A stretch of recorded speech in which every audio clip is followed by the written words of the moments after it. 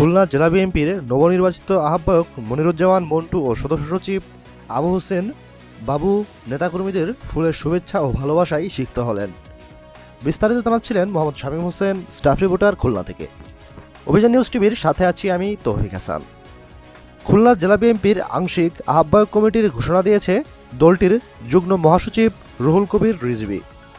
3 সদস্য বিশিষ্ট কমিটিতে জেলা বিএনপির আগের আহ্বায়ক কমিটির জ্যেষ্ঠ সদস্য মনিরুজ্জামান ওরফে মন্টুকে আহ্বায়ক ও জেলা বিএনপির সাবেক যুগ্ম আহ্বায়ক আবু হোসেন বাবুকে সদস্য সচিব করা হয়েছে। কয়রা উপজেলা বিএনপির আহ্বায়ক মোহাম্মদ মুমরেজুল ইসলাম যুগ্ম আহ্বায়ক হয়েছেন। 13 ডিসেম্বর শুক্রবার দুপুরে বাংলাদেশ জাতীয়তাবাদী দল বিএনপির ভেরিফাইড ফেসবুক পেজ থেকে এক বিজ্ঞপ্তিতে এ তথ্য জানানো হয়। একই সংবাদ বিজ্ঞপ্তিতে খুলনা বিভাগের মেহেরপুর ও মাগুরা জেলা বিএনপির আংশিক কমিটির নেতাদেরও নাম প্রকাশ করা হয়েছে।